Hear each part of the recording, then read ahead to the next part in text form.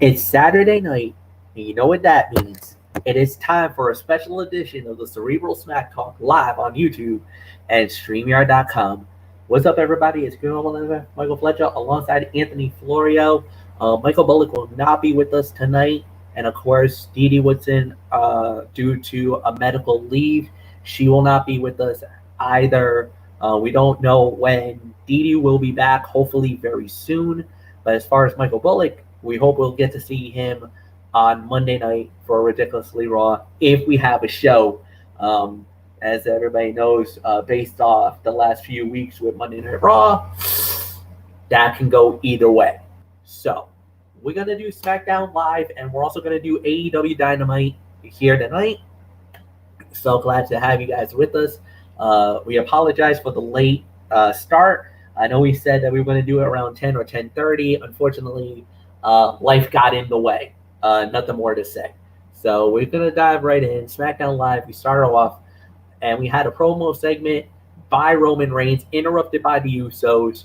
And then it was a 2-for-1 because it led us to the first match of the night, which was Dominic and Rey Mysterio putting the tag team titles on the line against the Usos. And Dominic and Rey Mysterio wins the match in 14 minutes and 25 seconds. All right. As far as the promo segment goes, it was a strong opening to the show. I love the characters, Roman Reigns and the Usos, playing everything on the cards on this one. Roman being the snarky heel, being like, all right, Jimmy, this is what you want. This is your moment. You wanted this. Now go and get it. Get the tag team titles, win these belts, and prove that, that this is what you wanted all along. You say you wanted the belts, you wanted to be tag team champions with your brother Jay. Now go out and get it. Get the titles. Do it for the family. Do it for the bloodline. Do it for everybody that, you want to prove to yourself that you want to be one of the head of the table guys. Do it and win the titles. Well, unfortunately, they didn't do it, but there was some controversy at the end. And this was a legitimate argument. And the Usos had a gripe, and very much so had a gripe. During a pinning combination, the referee counted 1, 2, 3. But if you saw clearly as day, the shoulder was up before the count of 3. It was even on 2. Even before the 3 came down, the shoulder was clearly up. It wasn't any dispute. There was no argument. But referee decisions were final. And Anthony Florio, this was a very good match. But I love the way that this storyline ended at the end of the match, because we had drama. We had a problem. And we'll get that rectified later in the night. And we'll get into that in a little bit. But the match itself and the way that they started the show was excellent. Roman was amazing. The Usos were amazing. And the match itself, I could say easily 3 to 3.5 stars. It had ample time. It told a good story.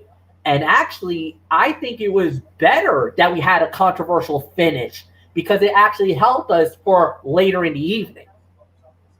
Yeah, but I'm one who doesn't really like that kind of stuff, to be honest with you. But, I was still scratching my head about it. I mean, I thought they legitimately won the match, and then they showed the replay. I'm like, oh, geez. I'm like, they're doing Raw stuff on SmackDown now. Oh, boy. But, all right. As far as the promo goes, everything Roman Reigns does at this point is fire. He has a star power that absolutely no one else on the roster can come close to duplicating. And everything he is involved in is must-see TV. This was no different. There was a menace to his voice as he addressed the Usos, almost making the audience want to see Jimmy and Jay lose to see what happens. More importantly, the head of the table elevates the tag title match's significance simply by issuing a single warning to the Usos, more so than anyone in creative has done for those same titles in years. The match, about the 3 to 3.5 for that.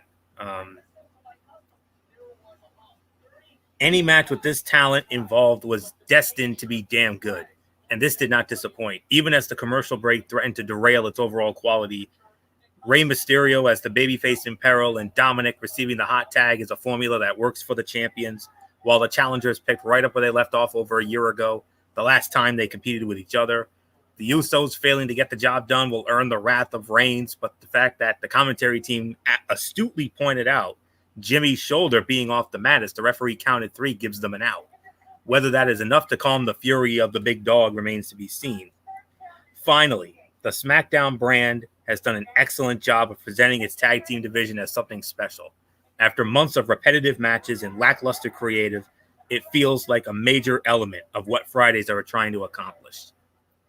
3 to 3.5, I agree with the ratings, so not much more to say. MF, set up the next segment here, and I'll start it off.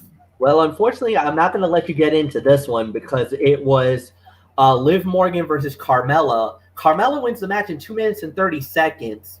Liv Morgan's been going through a rough patch lately. First off, she loses her partner in crime. Ruby Riott got released by WWE. We broke that news about on Wednesday when it all came out. Derek Ferrera was the first to drop it on us. And now I dropped there's also an article going around that Liv might be released soon. Like, there is rumors going around that she might be one of 4 superstars that could get let go by WWE. We don't know when, but there are rumors that her, Alberto Carrillo, Angel Garza, and Keith Lee are on the chopping block right now by WWE. So take that for what it's worth. After that, we had Bianca Belair cutting a promo, interrupted by Bayley. Anthony Florio, my goodness, you want to talk about taking it up a notch between Bayley and Bianca Belair. They did a pretty good job selling this women's title feud that eventually we're going to get another match sometime down the line. I'm sorry, MF. I wasn't really into this segment, to be honest with you. The Bayley Belair segment was not good. The idea that the SmackDown Women's title is now at the center of a feud that stems from the babyface taking exception to the heel's laugh is absurd. Their match will be excellent, especially considering Bayley's experience in big match situations and Belair's tendency to perform up to the moment. But the creative has taken a nosedive of late, culminating in a fairly bad promo segment. So I'm just going to, park it there. Bianca was fine, but then once Bayley came out, then, no. Now I'm starting to understand why Michael Bullock's not a fan. Well, it's getting to me. Yeah. And not in a good way. Well, you know what? She's trying to be the heel. There's nothing more to say about that. We're just going to move right on along. Then we had Nakamura versus Corbin. Corbin wins the match in a minute 55. Corbin tried to go he tried to go for the crown. Rick Boogs, my man, stopped him right before he tried to get the crown. Nakamura gets it. He holds on to it for the time back. We're just going to have to wait and see how this plays out. Anthony, I do want to get you on this one, but I'll let you lead off on this one. Intercontinental title match on the line. Apollo Crews versus Kevin Owens. Crews wins the match in 12 minutes, but that's not the big story. General Aziz was not allowed to be at ringside, but before Owens could even make it out to the ringside area, he got jumped in back by General Aziz, and basically it was almost academic at that point what was about to happen. But fine match and a good showing by Owens despite the beatdown in the back early. Another 3 to 3.5. This was a relatively one-sided match, which can be attributed to the pre-match assault by Aziz. Crews retained in true heel fashion by beating a guy already felled by injury, and Owens looked sympathetic for making a go of it despite the agony he felt. More interesting than the match itself was Sami Zayn attacking Kevin Owens and keeping that feud alive. With nothing else more pressing for those particular characters to do, there are far worse options than continuing a feud that has always delivered superb in-ring results. So I'll give this about 3 to 3.5. So more like 3 to 3.25, really. But all right, match. I agree with that. So let's move on. Agreed. Three and a quarter, about 3.25 stars. Like you said, Owens looked good because of the fact that he got beaten down and everything else. I wonder what they're going to do with Big E right now because again, with the cuts that happened this past week, Aleister Black was one that got cut, and this really left a bitter taste in the mouth of myself and a few of the guys, and we were not really happy with everything that went down. But okay, it's fine, whatever. And we get into the main event of the evening. Basically, what happened was Adam Pearce and Sonya Deville were in the back, and Jimmy and Jey Uso's like, hey, wait, you saw it, you know what happened, the referee made a mistake, we want another shot at the titles. So they both took it under advisement, they looked at the tape, everything else, and they agreed. Before Rey and Dominic were about to leave the Thunderdome, leave the arena for the night, and basically they said, guys, no, we're not going to let you leave. You're going to have to fight the Usos one more time. We're going to give them another shot because of the finish at the end. Fair enough. No doubt about it. Fight on. So they go to the match again. Dominic and Rey Mysterio wins the match by disqualification at 8 minutes and 20 seconds. Roman Reigns attacks, goes after the Mysterios, and lays them both out. And basically, Jimmy Uso's like, you know what, man? This is not what I signed up for. I did not need you interfering in this fight. You literally just cost us the tag team titles. Why? Why did you do that? So then you had that dynamic at the end where Jey Uso was stuck in a rock in a hard place, wanted to go with his brother, got stopped by Roman, almost make your choice, me or him. Okay. I get it where they're trying to come from, and unfortunately, now the Usos are out of the title picture altogether because of the fact that they lost this match. You cannot, there's no logic to them getting another shot at these belts. There is no logic. Now, the bloodline is about to go to war. Jimmy Uso is going to go after Roman. You know he's going to go after Roman because Roman just cost him his dream. He cost him a chance to be a 7-time champion. And if I'm Jimmy Uso, I'm pissed as hell at Roman Reigns right now. So I would love to see Jimmy Uso go after the big dog himself. Go after the tribal chief. Let these two go at it. And let them fight each other for a little bit. Because ultimately, I like this storyline. I think a Jimmy Uso versus Roman Reigns would be an interesting matchup. It would be a very interesting battle, interesting fight. Jay would have to make his choice at that point. Do you stay with Roman or do you go with your brother? This would be a great dynamic for them. As far as Dominic and Rey go, now you got to start to think, okay, maybe you get the Alpha Academy again because they're going at it with the Street Profits. They're going to fight next week.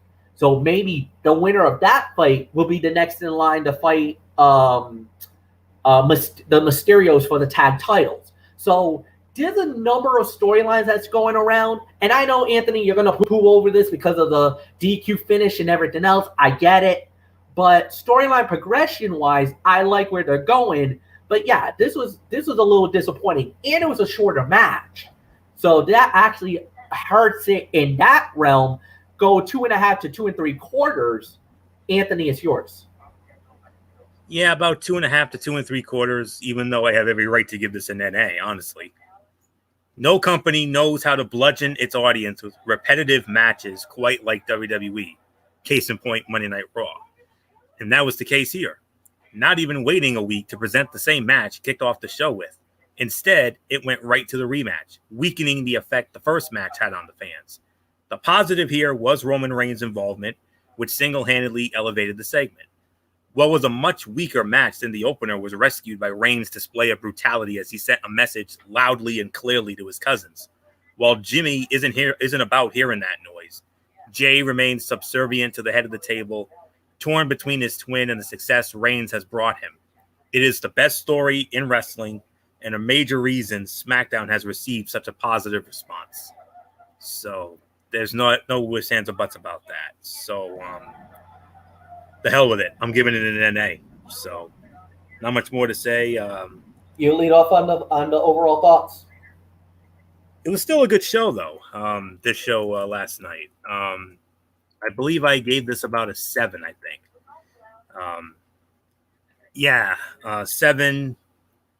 7 out of 10 is definitely my my rating for this. And I mean, fight of the night was that first tag team title match. I mean, then you had a solid intercontinental matchup, and then Roman continuing to do what he does. And I mean, this was the Roman Reigns show again, as he more than carried everything else. His presence is more than enough to make things that much better, and it was a good show, mainly due to what he did. There were a few other good parts to it as well, though, and I liked more of it than I didn't. Outside of stuff like Nakamura versus Corbin and Carmella beating Liv Morgan in such quick fashion, this was a pretty nice show as they continued the build towards Hell in a Cell. So not much more to say here. Solid 7 out of 10, though, and that's mainly because of Roman Reigns and the storyline progression more than anything else. MF, your thoughts, and then we'll get into Friday Dynamite. Yeah, 7 out of 10. No doubt about it. I totally agree with everything you just said. I thought the body of work was well enough and solid for what it was worth. So I got really nothing more to add. We're going to go into AEW Dynamite. The first thing that we had was a tag team match. It was the Young Bucks versus Penta El Zero Miedo and Pac. And the Young Bucks wins the match in 9 minutes and 39 seconds. Okay, I'm getting sick and tired of these overbooked finishes that has to do with the Elite. It's getting tiring. It's getting nauseating. This is one of those things that if you want to be alternative to WWE, do not do stupid bull crap finishes like this. This doesn't help you, AEW. And for this to be the end of another match, and I get it, you're trying to get the Bucks over as nuclear heels, and I get that, but this match just took the wind out of me, man. This was at least 3.5, but because of the stupid overbooked finish with Brandon Cutler sticking into the nose where it didn't belong, I can only give it 3. I'm sorry. I just can't. Anthony, it's yours. But I'm going to play devil's advocate here, but in a good way. Absolutely no one should be surprised that the Bucks and Death Triangle managed to deliver a 3 to 3.5 star match to kick off Dynamite with little in the way of build or hype. 4 of the best workers in the world. They set the bar extremely high for the rest of tonight's show, or last night's show. With that being said, this is where I'm going to agree with MF. The Bucks' antics are starting to wear thin, and if management doesn't consider switching the titles soon, it will miss an opportunity to do so, while the new champs could benefit from Matt and Nick's peak heat. Eddie Kingston making the save at the end of the bout suggests his war with the Elite is not over. Given his popularity with the AEW faithful, that's a good call. So the match was 3.5 stars overall, but I will drop it down to 3 because of that ridiculous finish there. And Jim Ross was even angry about it on commentary, which is always a good thing. So that's all there is to say there. So MF, let's move on to whatever is the next relevant thing, and I'll get into it. Well, the next relevant thing is of course, there was the announcement last week during Double or Nothing that there was going to be a new analyst, a special analyst for AEW Rampage that's coming out in a couple of months, and it was going to be Mark Henry. Okay, fine, no doubt about it. That was cool. But then Vicky Guerrero came out, and she introduced a new person that was going to be coming up that's coming to AEW, who's now All Elite. You're like, wait a minute, a new star? Who could it be? Who is it? Andrade El Idolo. Andrade Cien Almas is now all elite. Oh my God. Anthony Florio. AEW did it again. A game changer right before our very eyes. And I reported it. I reported it in our messenger chat as it happened. And I'm gonna quote another JR saying here, and I know MF's gonna agree with me on this one. Business just picked up, MF? Oh yeah. Yeah. Andrade is among the most underutilized and mismanaged stars in recent WWE history, a performer whose in-ring performance should have earned him so many more opportunities than he actually had. A talent with a pedigree matched by few, had all the tools to be a top-level star except mic skills. So what does he do on his first night with AEW? He showed all the charisma you would want from a potential marquee star in a short, sweet promo that left fans chanting his name.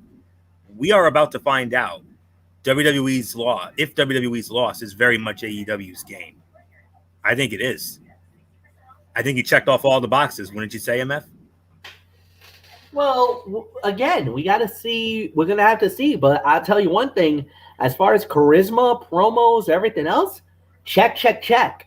In-ring is going to be the big difference. How good is he in the ring? How good is he going to be without the restrictions or everything else that he used to have to deal with in NXT and in WWE? So we're going to have to see how this plays out.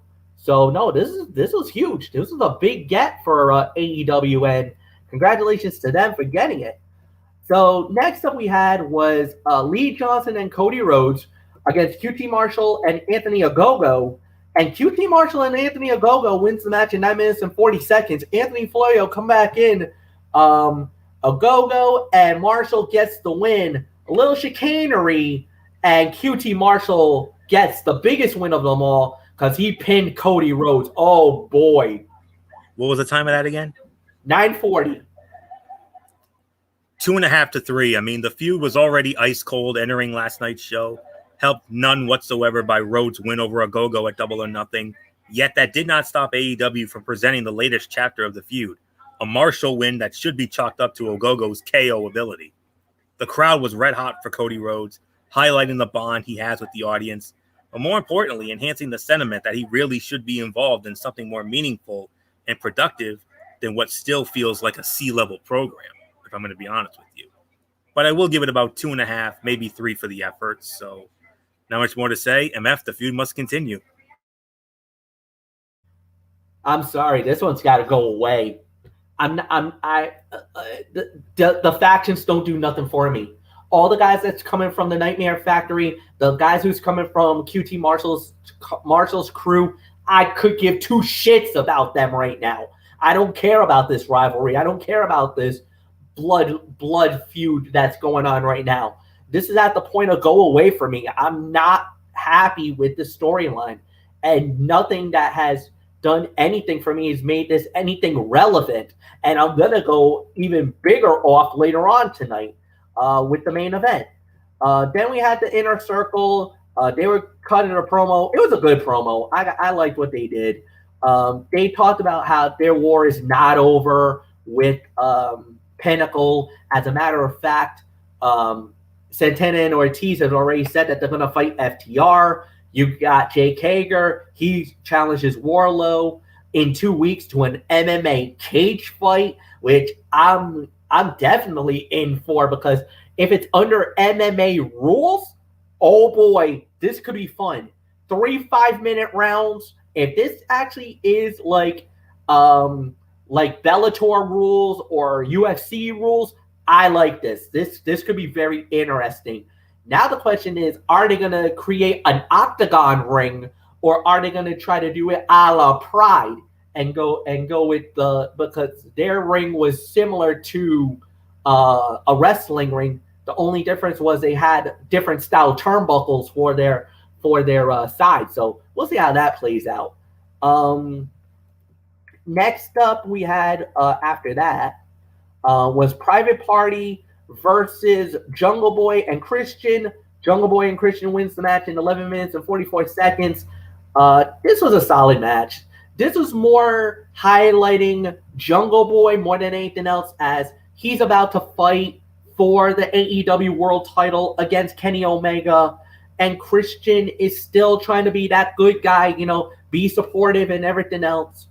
And I kind of wonder if there's going to be a rivalry between Christian and Jungle Boy.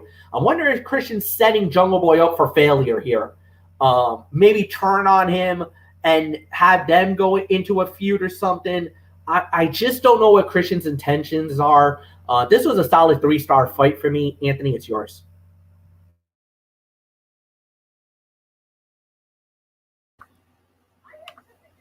The match was standard tag team fare until Jungle Boy's hot tag in the closing moments. Private Party shined, but never felt like they had a chance in hell of winning, even when Matt Hardy interfered. That hurt the overall quality of the bout. Christian Cage was great as the babyface in peril, but Jungle Boy was great as the explosive babyface late in the match. Young Jack Perry continues to look every bit the future main event competitor that the win at Double or Nothing in the Casino Battle Royale suggests he is. Will he beat Kenny Omega for the AEW World Championship in 3 weeks on Saturday night, June the 26th? Absolutely not. But he will continue to assert himself as one of the faces of AEW's bright future. 3 to 3.25 stars for this one. So not much more to say. MF, let's move on. Whatever's next, I'll start. All right. Then right after that, we had a couple of segments, but I'm not going to one we're gonna just blow by, which was Sting. Sting and Darby Allin was interrupted by Scorpio Sky and Ethan Page. Then we had the celebration for the new AEW Women's World Champion, Dr. Britt Baker, DMD. Had a whole bunch of people at ringside. Well, one person wasn't really feeling the party mood, which was Nyla Rose. It looks like Anthony. It looks like we found our first possible challenger for the AEW Women's Title, even though under the rankings it should be Thunder Rosa. Nyla Rose front and center as she picked a fight with Dr. Britt Baker. Yeah, but how's it gonna work though? I mean, they're both heels. I mean, how's that gonna work? I mean, I don't know. I don't know how they're gonna pull this off. I mean, whenever it's two faces or two heels squaring off, I mean, it's very tough to book, especially when it's two heels. I mean, but we'll have to wait and see. But this championship celebration never really hit its mark, and it was considerably disappointing. I mean, I love Dr. Britt, that, and Rebel as well, but the segment, I was expecting, a lot better. I was expecting a lot more, overboard, but, I don't know.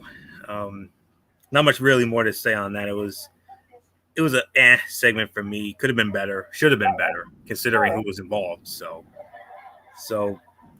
Dr. Britt and Nyla Rose, I don't know. I mean, that's tough to book, MF, because that's two heels. I don't know. We'll have to wait and see. Yeah, I guess we'll wait and see. Well, next up we had was Red Velvet. She went up against the Bunny. Red Velvet wins the match in 6 minutes and 32 seconds. I mean, it was there. It was all right. I'm not going to say it was anything more amazing or anything like that. I mean, it is what it is. It was there.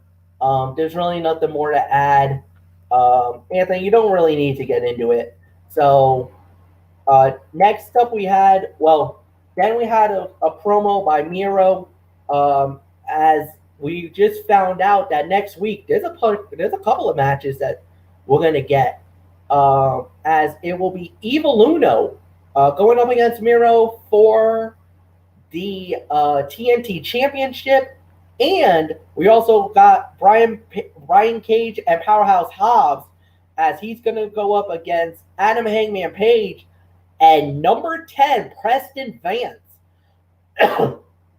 in a match, tag team match next week. That led us to the main event of the evening, as it was a bull rope match. Dustin Rhodes versus Nick Camarillo. Dustin Rhodes wins the match in 11 minutes and 13 seconds. Anthony, it's yours. When Jim Ross breaks out the... Whoa, hold on. Yeah, pop-up video there. What else is new? When old JR breaks out the phrase bowling shoe ugly, it's usually an indication that the match in question was less than stellar. The play-by-play for Dynamite did just that for this week's main event, but not before putting over the toughness of the competitors involved.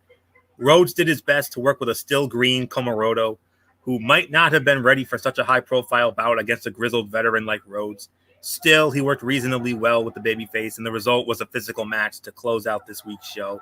Unfortunately, it appears as though the feud between the Nightmare family and the Factory will remain, no matter how disinteresting it has become. I can only give this 2 stars. I'm sorry. So, MF, your thoughts? This was straight crap. I hated it. This was not your typical bull rope match. I didn't like anything of the reverence of it. I could go even lower. I could go 1.5. And I know I'm being harsh, but I don't give a shit anymore. This is one of the rivalries that I said that needs to go away.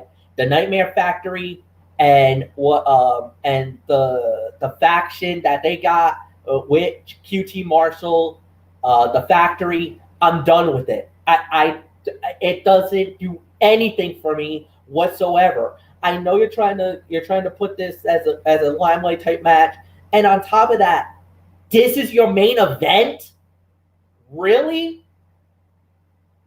I mean, the logic is not even there. I mean, I'm sorry, man. AEW, good show, but god damn, man. I got nothing else to say. So, final thoughts. I guess I'll lead off on this one. Well, actually, yeah, no, I lead off. I'll give it 7 out of 10. I mean, the action was good. There were some good matches. I just don't like the placement of some of the matches that were on the show. There's just a couple. I mean, I'm sorry.